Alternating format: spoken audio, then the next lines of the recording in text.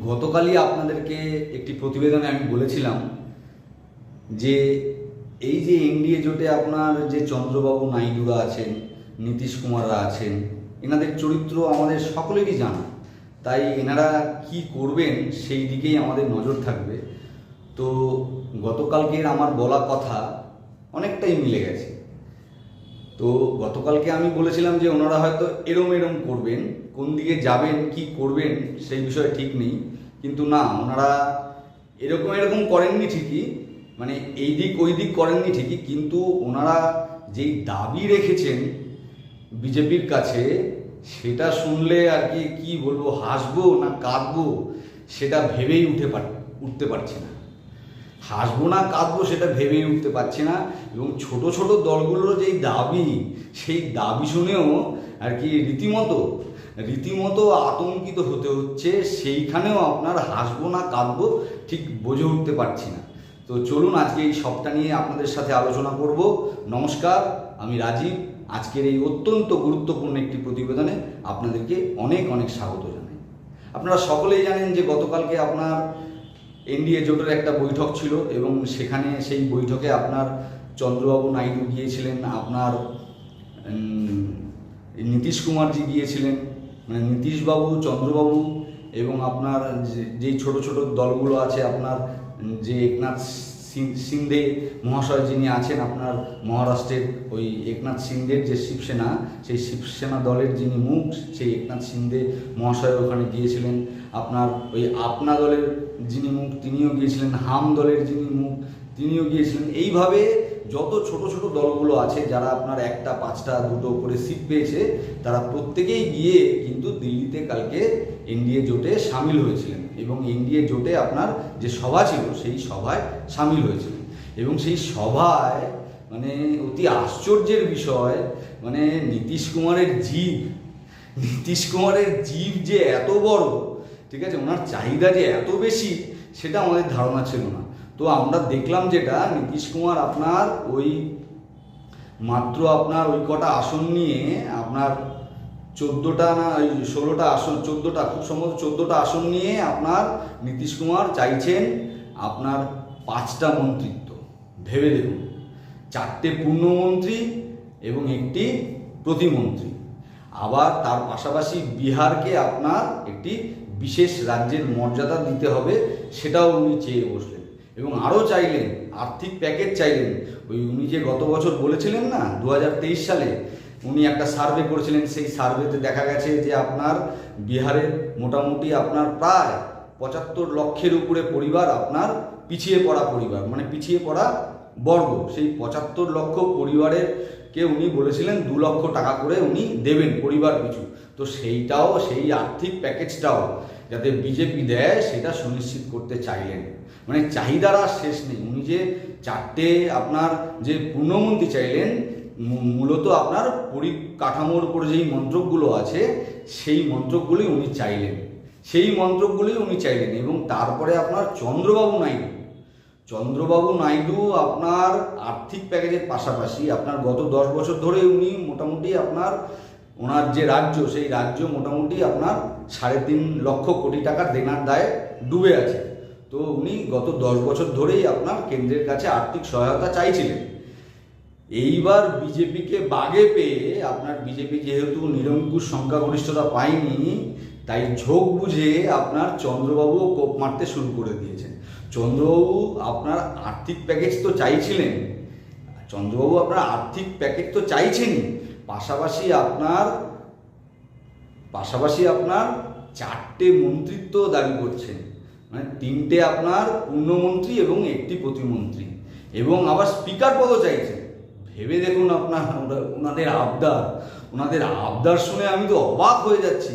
মানে আপনার একটি পূর্ণমন্ত্রী,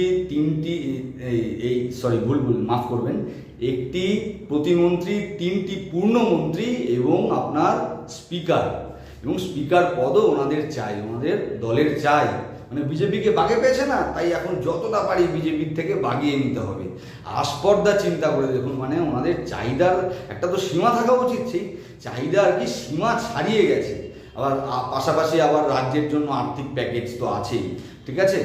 তো আর ছোট দলগুলো এ তো নয় মানলাম আপনার 14 আর 16 দুটো দল মিলে 30টা আপনার পেয়েছে, আসন পেয়েছে, তারাই দাবি করছে আপনার আবার এই দাবির পাশাপাশি আপনার রাজ্যের জন্য বিশেষ আর্থিক প্যাকেজও চাইছে। আপনার এনারা যে মন্ত্রিত্ব চাইছে দুটি দলই মানে চন্দ্রবাবু এবং নীতিশবাবু দুজনেই মূলত আপনার আপনার পরিকাঠামোর উপর যেই মন্ত্রকগুলো আছেন সেই মন্ত্রকের উপরে আপনার মন্ত্রিত্বগুলো চাইছে। তার মধ্যে আপনার গ্রাম উন্নয়ন আছে, তার মধ্যে আপনার সড়ক পরিবহন আছে এবং রেলও চাইছেন নীতিশবাবু। ভেবে দেখুন, আমার তো হাসি পাচ্ছে যে এই কোটা সিট নিয়ে মানে ওই বাংলায় জানেন তো একটা প্রবাদ বাক্য আছে, ওই আপনার সময় খারাপ হলে না চামচিকিতেও লাথি মারে। তো এদের হচ্ছে সেই অবস্থা, মানে বিজেপিকে বাগে পেয়ে এখন যতটা পারি বিজেপির থেকে আমাকে বাগিয়ে নিতে হবে।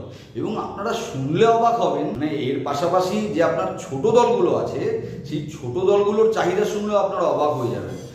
আপনার চিরাগ পাসওয়ানের দল বিহারের থেকেই আপনার 5টা সিট পেয়েছে। সেই বিহার থেকে 5টা সিট নিয়েও চিরাগ পাসওয়ান ওনারাও আপনার একটি পূর্ণমন্ত্রী এবং একটি প্রতিমন্ত্রী দাবি করছে। ভেবে দেখুন। আবার আপনার জিতেন রাম মাঝি ওনারাও আপনার একটি সিট পেয়েছে। সেই জিতেন রাম মাঝিও আপনার বিহার থেকে একটি সিট পেয়েছেন। সেই জিতেন রাম মাঝিও আপনার একটি সিট পেয়ে আপনার একটি পূর্ণমন্ত্রিত্ব দাবি করছেন। ভেবে দেখুন। আর আপনার ওই মহারাষ্ট্রের যে একনাথ শিন্দে, সেই একনাথ শিন্দে 7টা সিট পেয়েছেন মহারাষ্ট্র থেকে। সেই একনাথ শিন্দে মহাশয়ও আপনার একটি পূর্ণমন্ত্রী এবং একটি প্রতিমন্ত্রীর দাবি করছেন। ভাবতে পারছেন আপনারা? এবং এর পাশাপাশি আপনার আরও আছে। পাশাপাশি আপনার আরএলডি দলের জয়ন্ত চৌধুরী ওনারাও আর কি মন্ত্রিত্ব পাওয়ার আশায় বসে আছেন। আপনার অনুপ্রিয়া প্যাটেল উনিও আপনার মন্ত্রিত্বের দিকে উনি চাতক পাখির মতন চেয়ে আছেন। জেডিএসের আপনার এইচ.ডি. কুমারস্বামী তিনিও আপনার মন্ত্রিত্বের উপরে চাতক পাখির মতন উনি চেয়ে আছেন। এত চাহিদা সামলে অতীতে আপনারা সবাই দেখেছেন বিজেপি নিরঙ্কুশ সংখ্যাগরিষ্ঠতা নিয়ে আপনার সরকার প্রতিষ্ঠা করেছে। তখন এই ছোটোখাটো দলগুলোর না এত চাহিদা ছিল না, কারণ জানে পাত্তা দেবে না বিজেপি। তাই সেই সময় তারা এইসব আবদার এইসব আপনার কি বলবো অহেতুক আবদার, ঠিক আছে, এইসব বিলাসিতাপূর্ণ আবদার এনারা করবার সাহস পর্যন্ত করে উঠতে পারেননি। কিন্তু আজকে যখন বিজেপি সংখ্যাগরিষ্ঠতা পায়নি, নিরঙ্কুশ সংখ্যাগরিষ্ঠতা পেতে যখন বিজেপি অসমর্থ হয়েছে, তখন কিন্তু এনারা একদম বিজেপিকে বাগে পেয়ে চেপে ধরেছেন। এইবার এই জায়গায় দাঁড়িয়েই বিজেপি এই জায়গাটা কিভাবে ম্যানেজ করে সেই জায়গাটার উপরেই কিন্তু আমাদের চোখ থাকবে, আমাদের নজর থাকবে।